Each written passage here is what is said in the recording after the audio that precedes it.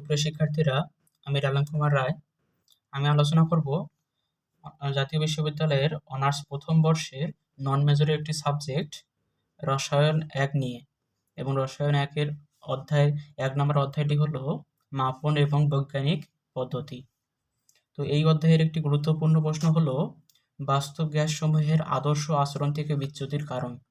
এটা আসছিল জাতীয় বিশ্ববিদ্যালয়ের 2013 সালের পরীক্ষায়। তো এর উত্তর জানার আগে আমরা কিছু বিষয় আগে জেনে নিই। তো আদর্শ গ্যাস কি? যে সকল গ্যাসের গতিতত্ত্বের মৌলিক স্বীকার্যসমূহ মেনে চলে এবং সকল তাপমাত্রা ও চাপে বয়েল ও চার্লসের সূত্র যৌথভাবে মেনে চলে, তাদেরকে আমরা কি বলবো? আদর্শ গ্যাস বলবো। ঠিক আছে, আমরা দ্বাদশ শ্রেণীতে আদর্শ গ্যাস এবং বাস্তব গ্যাস সম্পর্কে জেনেছিলাম। তো আমি আরেকটু ধারণা দিলাম, কারণ এই ধারণাগুলো এই প্রশ্নটির উত্তর করতে কাজে লাগবে। তো আদর্শ গ্যাস কোনগুলো?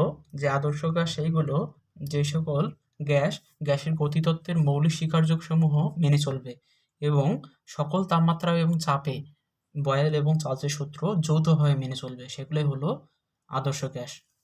তো এই কাজগুলো বা গ্যাসের গতিতত্ত্বের মৌলিক স্বীকার্যসমূহ মেনে চলে এবং সকল তাপমাত্রা ও চাপে বয়েল এবং চার্লসের সূত্র মেনে চলে, এরকম কোনো গ্যাস বাস্তবে কোনো এর অস্তিত্ব নেই। তাহলে আমরা বলতে পারবো যে আদর্শ গ্যাস একটি কাল্পনিক ধারণা মাত্র, বাস্তবে এর কোনো অস্তিত্ব নেই। এখন যদি আমরা বাস্তব গ্যাসের সংজ্ঞা থেকে একটু লক্ষ্য করি, যে বাস্তব গ্যাস হলো যে সকল গ্যাস সকল তাপমাত্রা ও চাপে বয়েল ও চার্লসের সূত্র মেনে চলে না, তাদেরকে বাস্তব গ্যাস বলা হয়।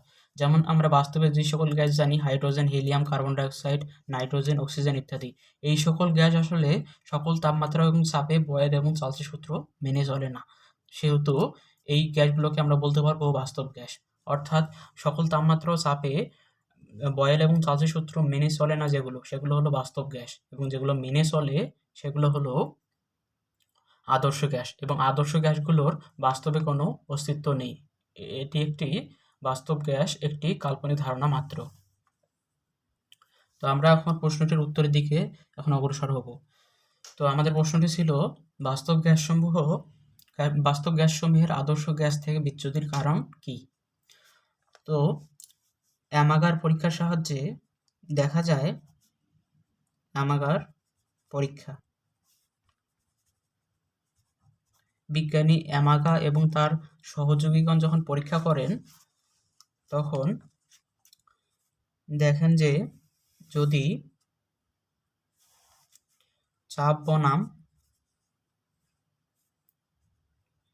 পিভি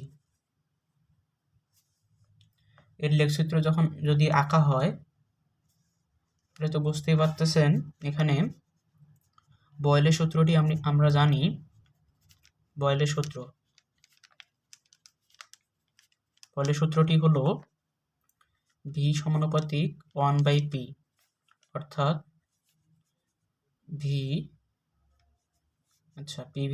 পিভি ভালোভাবে লিখি, পিভি ইকুয়ালস টু কে, অর্থাৎ পিভি এর মান সবসময় একটা ধ্রুবক সংখ্যা হবে। তার মানে আমরা এখান থেকে কি বুঝতে পারতেছি, যে পি এর মান যাই নেওয়া হোক না কেন, পিভি এর মান সবসময় একটা ধ্রুবক সংখ্যা থাকবে। তাহলে এখানে পিভি এর মান যাই নেওয়া হোক না কেন, এখানে পি এর মান যাই নেওয়া হোক না কেন, পিভি এর মান সবসময় একটা ধ্রুবক সংখ্যা হবে বা ধ্রুবক মান হবে। তো আমরা জানি যে আদর্শ গ্যাসসমূহ সাধারণত বয়েল এবং চার্লসের সূত্র মেনে চলে। যেহেতু এটি একটি বয়েলের সূত্রের একটি গ্রাফ, সেহেতু আমরা পি এর যে মানই নিব, পিভি এর কেবলমাত্র একটি মানই বারবার পাওয়া যাবে। অর্থাৎ দাগটি হবে এরকম, যে পি এর আমরা যে মানই নিব, পিভি এর মান সবসময় কি থাকবে? ধ্রুবক থাকবে। তাহলে একটি সরলরেখা হবে। এটা কার ক্ষেত্রে? আদর্শ গ্যাসের ক্ষেত্রে। কিন্তু যেহেতু বাস্তব গ্যাসসমূহ বয়েল এবং চার্লসের সকল তাপমাত্রা এবং চাপে বয়েল এবং চার্লসের সূত্র মেনে চলে না, সেহেতু বাস্তব গ্যাসসমূহ আদর্শ গ্যাস থেকে কিছুটা বিচ্যুত হয়। তো এটা 0°C তাপমাত্রায় পরীক্ষাটা করা হয়, 0°C তাপমাত্রায়। তো প্রথমে আমরা যদি হাইড্রোজেন বাস্তব গ্যাসের কথা চিন্তা করি, তাহলে হাইড্রোজেন গ্যাসটির এভাবে বৃদ্ধি ঘটে। হাইড্রোজেন গ্যাসের লেখচিত্রটি এরকম হয়। আবার যদি হিলিয়ামের কথা চিন্তা করি, হিলিয়াম গ্যাসের ক্ষেত্রে এরকম হয়, হিলিয়াম। আবার যদি কার্বন ডাইঅক্সাইডের কথা চিন্তা করি, আচ্ছা আমরা নাইট্রোজেনেরটা আউট করি। নাইট্রোজেনেরটা এরকম হয়, এটা হলো নাইট্রোজেন। আবার অক্সিজেন, এটা হলো অক্সিজেন। আরেকটি হলো কার্বন ডাইঅক্সাইডের। তো দেখা যায় যে অ্যামাগার পরীক্ষার থেকে দেখা যায় যে যে বয়েলের সূত্র এখানে প্রয়োগ করা হয়েছে, এই বয়েলের সূত্রটি শুধু আদর্শ গ্যাসই মেনে চলে, কিন্তু দেখা যায় যে বাস্তব গ্যাসসমূহ এই বয়েলের সূত্র মেনে চলে না। সকল তাপমাত্রা এবং চাপে বয়েলের সূত্র মেনে চলে না, যার কারণে বয়েলের সূত্র মেনে না চলার কারণে বাস্তব গ্যাসসমূহ এই ধ্রুবক মান থেকে একটু বিচ্যুত হয়, যার কারণে সরে গেছে। প্রত্যেকটা বাস্তব গ্যাস সরে গেছে। তো সরে যাওয়ার কারণে আমরা এখান থেকে বলতেই পারি যে এজন্য বাস্তব গ্যাসসমূহ আদর্শ আচরণ থেকে বিচ্যুত হতে দেখা যায়। তো এটা যদি আমরা ব্যাখ্যার দিকে একটু লক্ষ্য করি, আমরা লিখতে পারবো, তো আমরা বিজ্ঞানী ভ্যান ডার ওয়ালসের কথা আগে লিখি, যে বিজ্ঞানী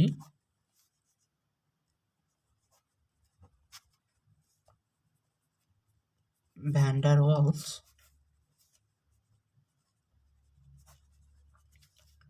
সর্বপ্রথম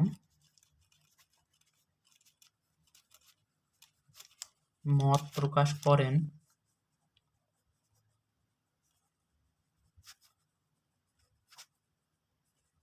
যে গ্যাসের গতিতত্ত্বের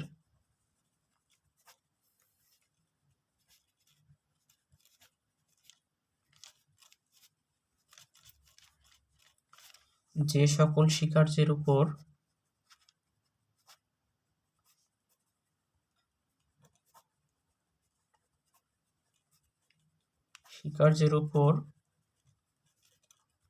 ভিত্তি করে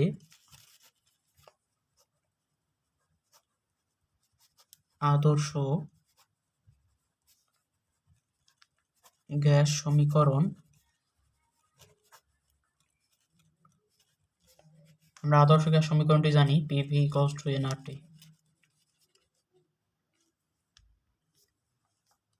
প্রতিষ্ঠা করা হয়েছে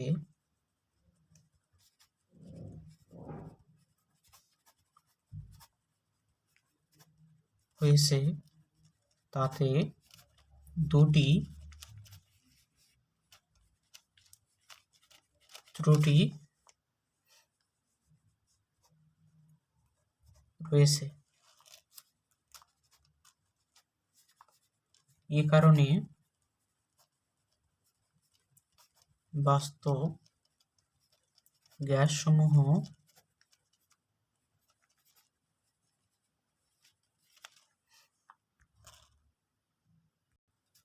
আদর্শ গ্যাস সমীকরণ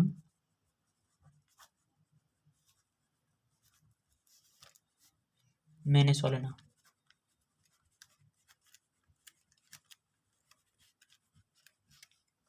এবং আদর্শ আচরণ হতে বিচ্যুতি প্রদর্শন করে।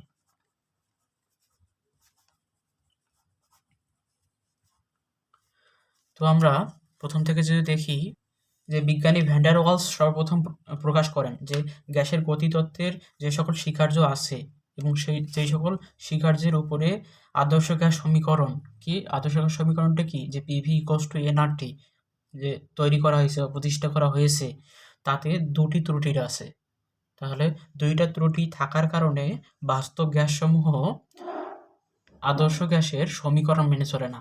এর ফলে বাস্তব গ্যাসসমূহকে আদর্শ গ্যাসের আচরণ থেকে বিচ্যুত হতে দেখা যায়।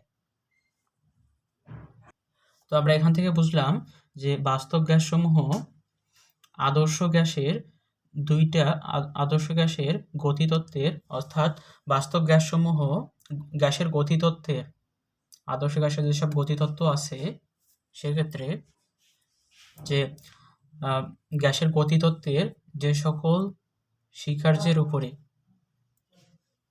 আদর্শ গ্যাসের সমীকরণ পিভি ইকুয়ালস টু এনআরটি গঠন করা হয় বা প্রতিষ্ঠা করা হয়, সে সকল স্বীকার্যগুলোতে দুটি ত্রুটির আছে।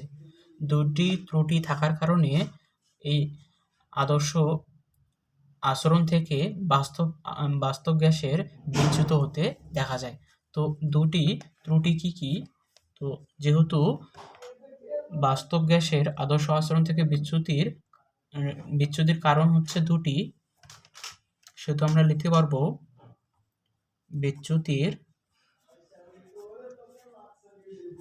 কারণ দুটি হলো ত্রুটি দুটি কি কি? যে আয়তন জনিত ত্রুটি বা প্রথম ত্রুটি। 2 নম্বর হলো চাপজনিত ত্রুটি বা দ্বিতীয় ত্রুটি। তো এই দুটি ত্রুটি থাকার কারণে আসলে বাস্তব গ্যাসের আদর্শ আচরণ হতে বিচ্যুত হতে দেখা যায়। তো আমরা এই দুটি ত্রুটি নিয়ে আলোচনা করব এখন। তো আমরা একটু দেখি। 1 নম্বর হলো আয়তনজনিত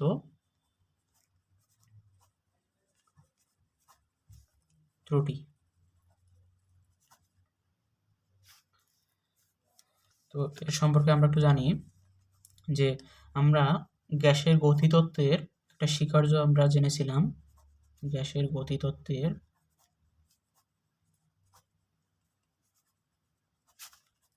একটি স্বীকার্য হলো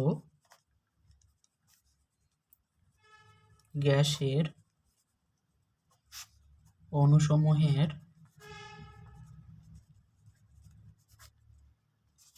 নিজস্ব আয়তন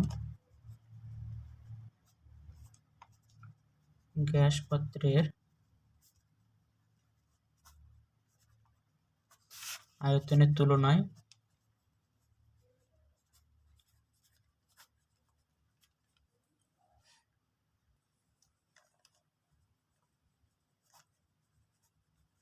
অত্যন্ত নগণ্য। আমরা কি বলছি? কিন্তু বাস্তবে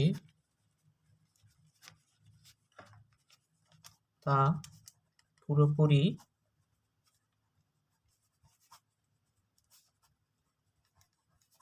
সঠিক নয়। ঠিক আছে? তো গ্যাসের গতিতত্ত্বের একটা আমরা স্বীকার্য জেনেছিলাম যে গ্যাসের অণুসমূহের নিজস্ব আয়তন গ্যাস পাত্রের আয়তনের তুলনায় অত্যন্ত নগণ্য বলতে বাদ দিলেই চলে। ঠিক আছে? কিন্তু বাস্তবে তা পুরোপুরি সঠিক নয়। কেন সঠিক নয়? কারণ যে কোনো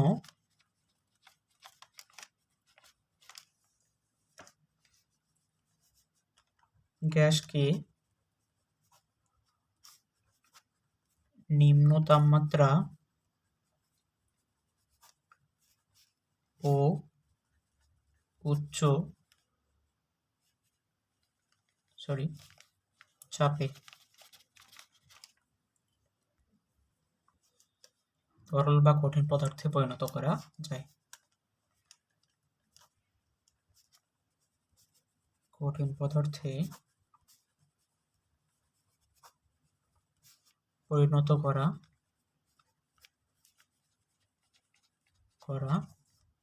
যায়। আচ্ছা, আর তরল বা কঠিন পদার্থের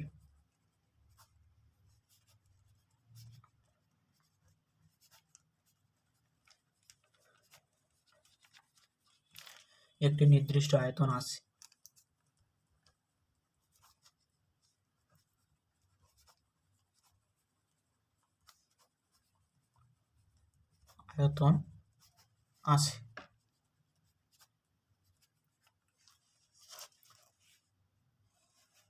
যা একবারে বা একেবারে বাদ দেওয়া ঠিক নয়।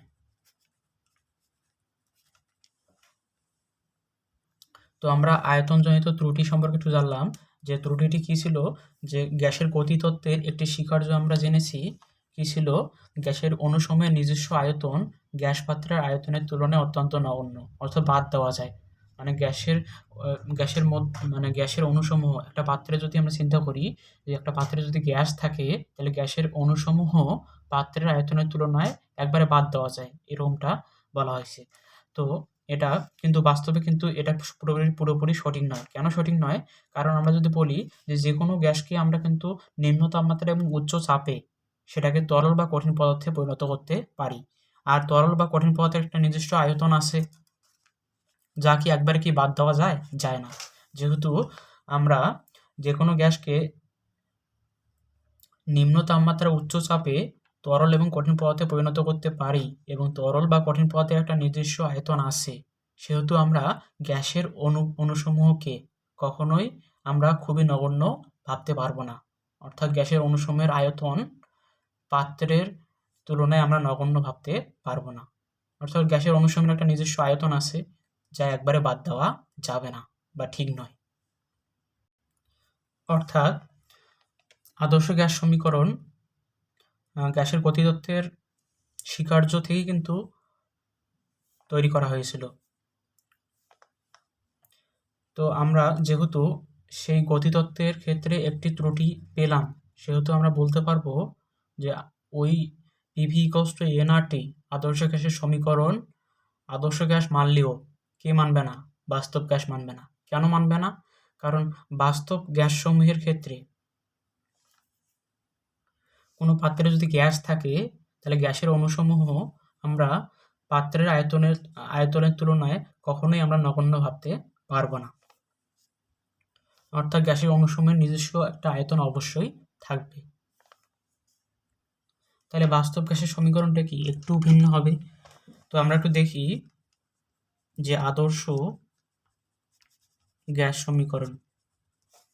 সমীকরণ আমরা কি জানি,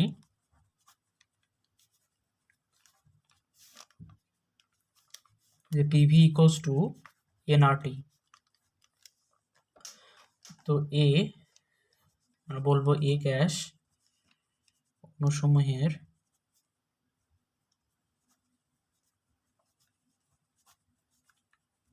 মুক্ত চলাচলের জন্য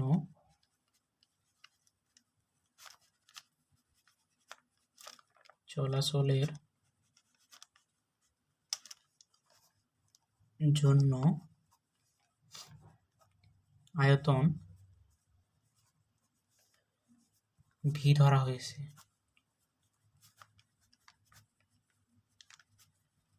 তাহলে এটা কি আদর্শ গ্যাসের ক্ষেত্রে ঠিক হবে? কখনোই ঠিক হবে না। কারণ এটা কি বাস্তব গ্যাসের ক্ষেত্রে ঠিক হবে? কখনোই ঠিক হবে না। কারণটা কি, যে আদর্শ গ্যাস যদিও গ্যাসের গতিতত্ত্বের সব স্বীকার্য মেনে চলে, কিন্তু বাস্তব গ্যাস তো সব স্বীকার্য মেনে চলবে না। আমরা দেখলাম যে দুইটা ত্রুটি আছে, তার মধ্যে একটা আমরা দেখলাম আয়তনজনিত ত্রুটি। এই ত্রুটির কারণে বাস্তব গ্যাসসমূহ আদর্শ গ্যাসের সমীকরণটাকে মানতেছে না। তাহলে এই সমীকরণটা কি বাস্তব গ্যাস মেনে চলবে? চলবে না। তাহলে একটু পরিবর্তন হবে। তো যেহেতু এখানে ভি ধরা হয়েছে, তো এটা কি ভিটা কি পুরোপুরি ঠিক হবে? হবে না।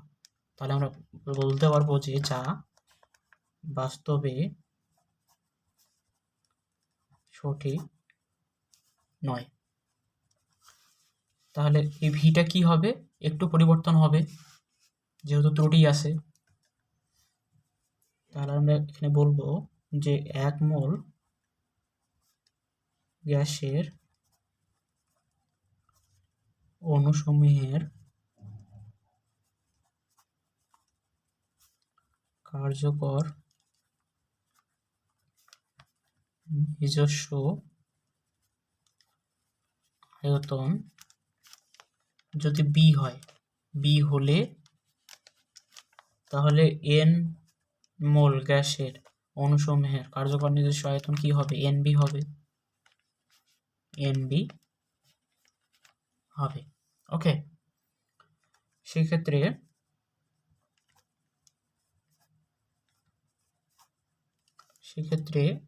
মুক্ত চলাচলের আয়তন হবে।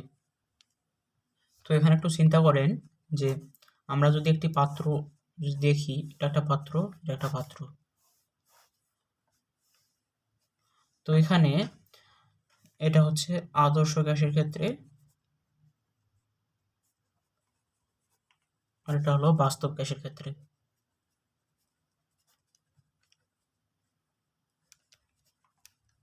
তো আদর্শ গ্যাসের ক্ষেত্রে পাত্রের তুলনায় অণুসমূহের আয়তন খুবই নগণ্য বলতে বাদ দেওয়া যায়।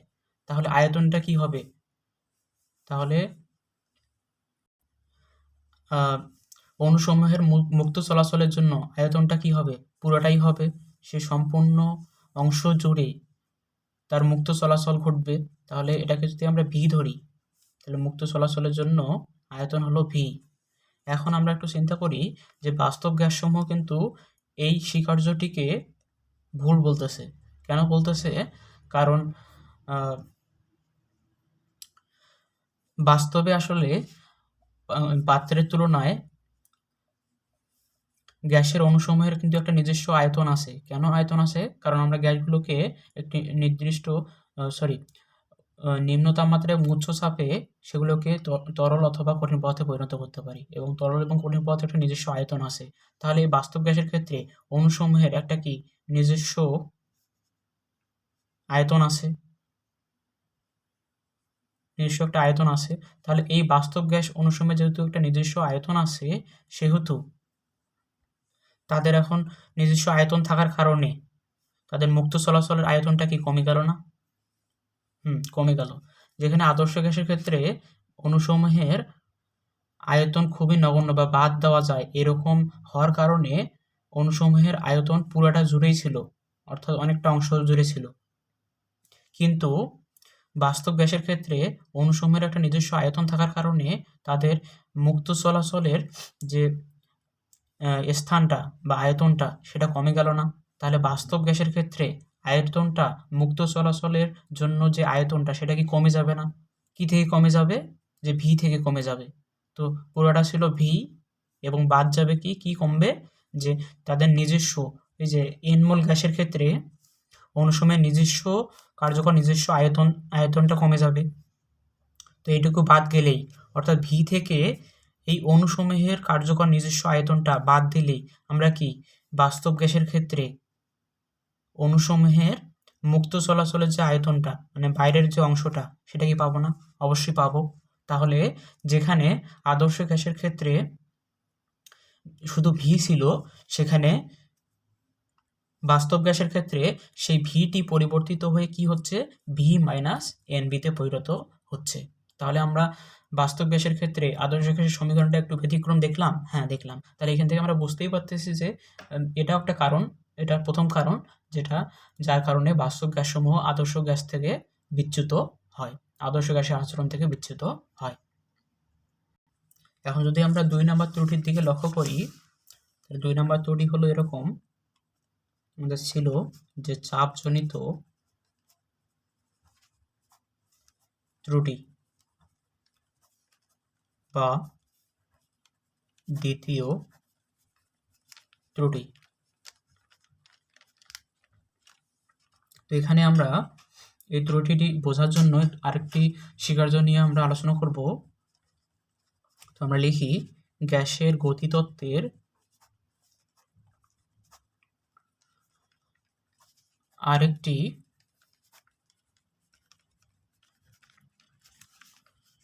স্বীকার্য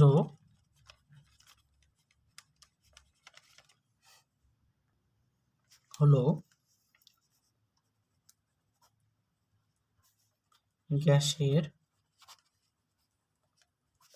অণুসমূহের মধ্যে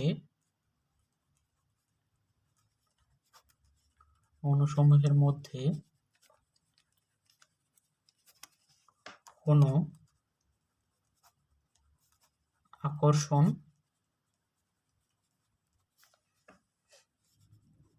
নেই,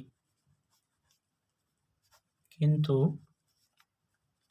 এ ধারণা পুরোপুরি সঠিক নয়। কেন সঠিক নয়? কারণ অণুসমূহের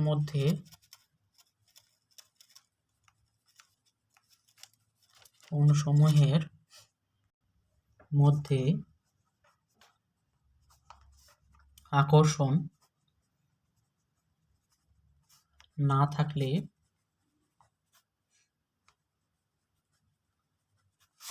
তাকে তরল বা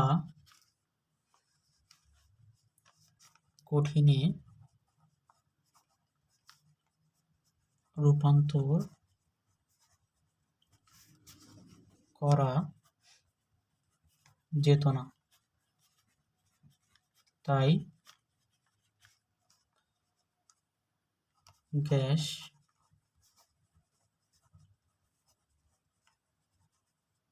অণুসমূহের মধ্যে আকর্ষণ বিদ্যমান। তাহলে আমরা এখানে চাপ ত্রুটিতে আমরা দেখলাম যে গ্যাসের গতিতত্ত্বের একটা আমরা স্বীকার্য জানলাম। এখান থেকে গ্যাসের গতিতত্ত্বের একটা স্বীকার্য কি, যে গ্যাসের অণুসমূহের মধ্যে কোনো আকর্ষণ নেই। কিন্তু এটা কি ঠিক? অবশ্যই না। কারণটা কি, যে গ্যাসের অণুসমূহের মধ্যে যদি আকর্ষণ নাই থাকতো তাহলে আমরা গ্যাসের অণুসমূহকে তরল বা কঠিন পদার্থে রূপান্তর করতে পারতাম না। কিন্তু বাস্তবে গ্যাসের অণুসমূহকে কিন্তু তরল বা কঠিন পদার্থে রূপান্তর করা যায়।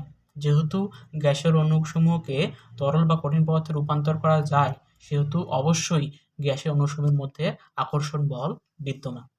ঠিক আছে, তাহলে এটি ভুল প্রমাণিত হলো। তো আমরা একটু লিখি যে এই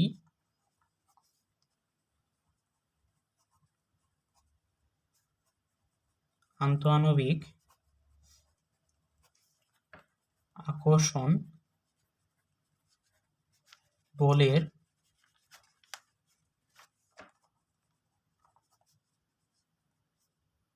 কারণে আদর্শ অবস্থায়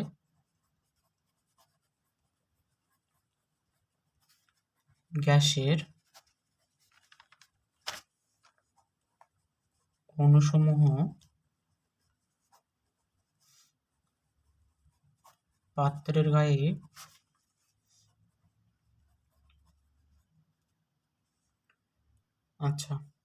আন্তঃআণবিক আকর্ষণ বলের কারণে আদর্শ গ্যাসের অণুসমূহ পাত্রের গায়ে। এই কথাটি আমরা একটু অন্যভাবে লিখি যে আদর্শ অবস্থায় গ্যাসের অণুসমূহ পাত্রের গায়ে যে পরিমাণ চাপ প্রয়োগ করে,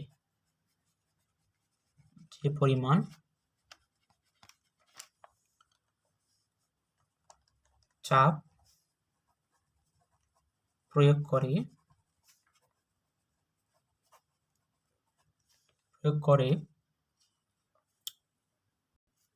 বাস্তব গ্যাসের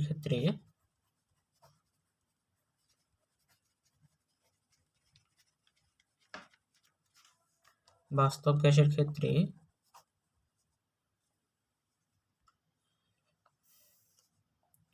এই আন্তঃআণবিক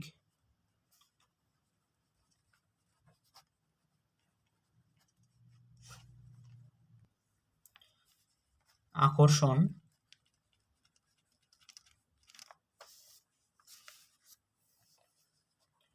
বলের কারণে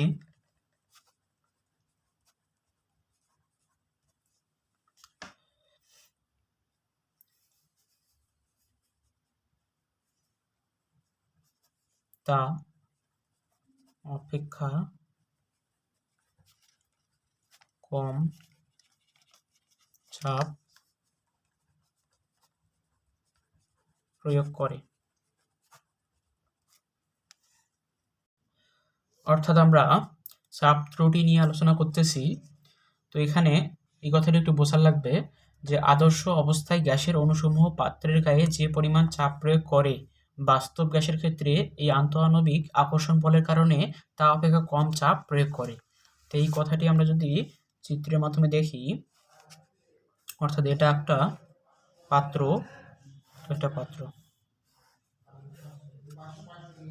এটা হলো আদর্শ গ্যাসের ক্ষেত্রে,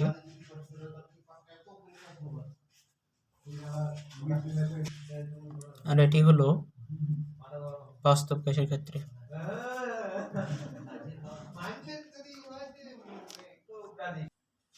অর্থাৎ আদর্শ গ্যাসের ক্ষেত্রে আমরা স্বীকার্য থেকে জেনেছি যে আদর্শ গ্যাসের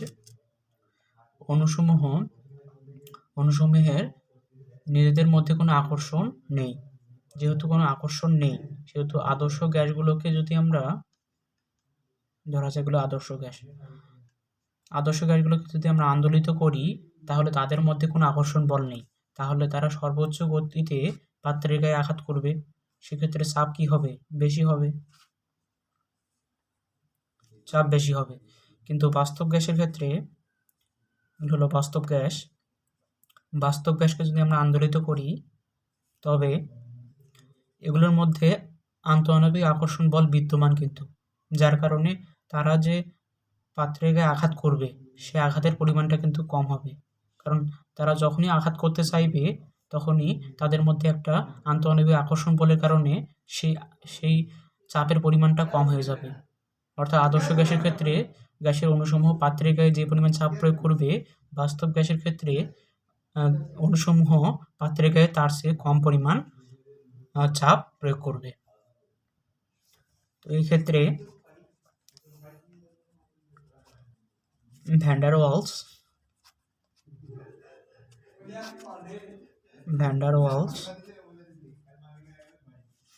আচ্ছা, আমরা ভালোভাবে লিখি। ভ্যান ডার ওয়ালস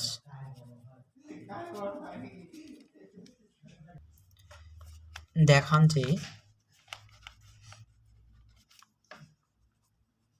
যে এই যে কম চাপ প্রয়োগ করে যে এই চাপের পরিমাণ, মানে কম চাপটার পরিমাণ তিনি দেখান যে কি হবে, যে n² a/v² হবে। এটা তিনি দেখান। তাহলে আমরা বুঝতে পারতেছি যে বাস্তব গ্যাসের অণুসমূহের চাপ আদর্শ গ্যাসের অণুসমূহের চাপের চেয়ে একটু কম হবে। তাহলে কি আমরা লিখতে পারবো? অর্থাৎ বাস্তব গ্যাসের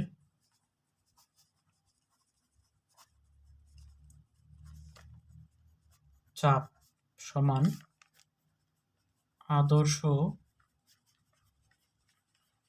গ্যাসের চাপ অপেক্ষা কি হবে? কম হবে। কত কম হবে? n²a/v², যেটা ভ্যান ডার ওয়ালস দেখান। তো আমরা যদি বাস্তব গ্যাসের চাপকে রিয়েল আর পি আর দ্বারা প্রকাশ করি, এবং আদর্শ গ্যাসের চাপকে পি আইডিয়াল অর্থাৎ আদর্শ আই দ্বারা প্রকাশ করি, পি আই দ্বারা প্রকাশ করি, তাহলে n square a divided by V square. আমাদের দরকার আদর্শ গ্যাসের চাপ, যেহেতু আমাদের আদর্শ গ্যাসের সমীকরণে বসিয়ে সেখান থেকে একটা নতুন সমীকরণ নিয়ে আসতে হবে। আদর্শ গ্যাসের জন্য তাহলে আমরা যদি পি আইটাকে রাখি এবং এটাকে যদি পার করে দেই তাহলে কি হবে, পি আর প্লাস হয়ে যাবে n square a divided by V square. তো এটাকে সমীকরণে প্রকাশের সময় শুধু পি দ্বারা প্রকাশ করা হয়, n square a divided by V square. ঠিক আছে, তাহলে আমরা বাস্তব গ্যাসের নতুন চাপটা কি পেলাম, আমরা বাস্তব গ্যাসের নতুন চাপটা পেলাম P plus n square a divided by V square. এখন আমরা এখান থেকে বলতে পারবো যে তাই বাস্তব গ্যাসের ক্ষেত্রে চাপ পি এর পরিবর্তে P plus n square a divided by V square হবে। ঠিক আছে, এখন আমরা এখান থেকে লিখতে পারবো যে তাই প্রয়োজনীয় সংশোধন এনে বিজ্ঞানী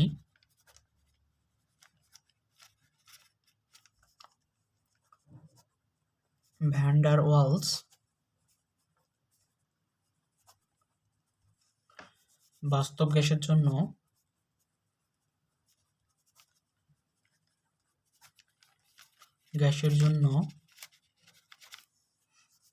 একটি সমীকরণ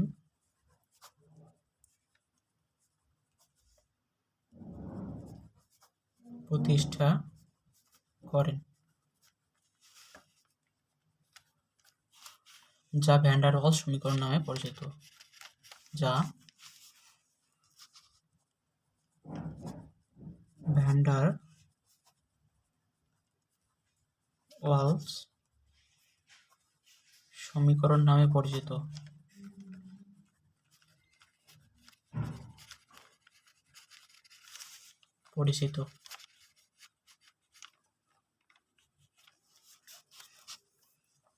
তো এখানে আদর্শ গ্যাসের ক্ষেত্রে সমীকরণটি কি ছিল, PV equals to nRT.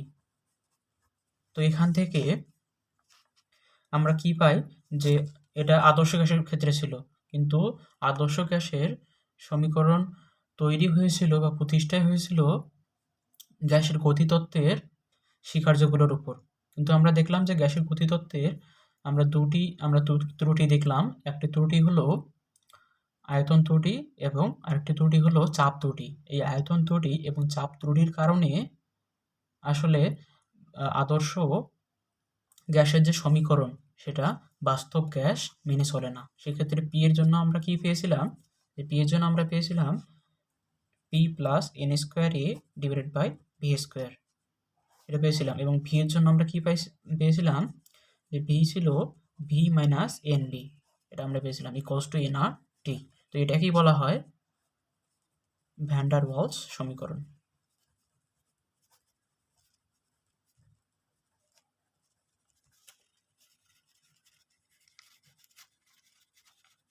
Van der Waals সমীকরণ। তো আমরা দেখলাম যে আদর্শ গ্যাসের সমীকরণ এবং বাস্তব গ্যাসের সমীকরণ কিন্তু এক না, একটু ভিন্ন।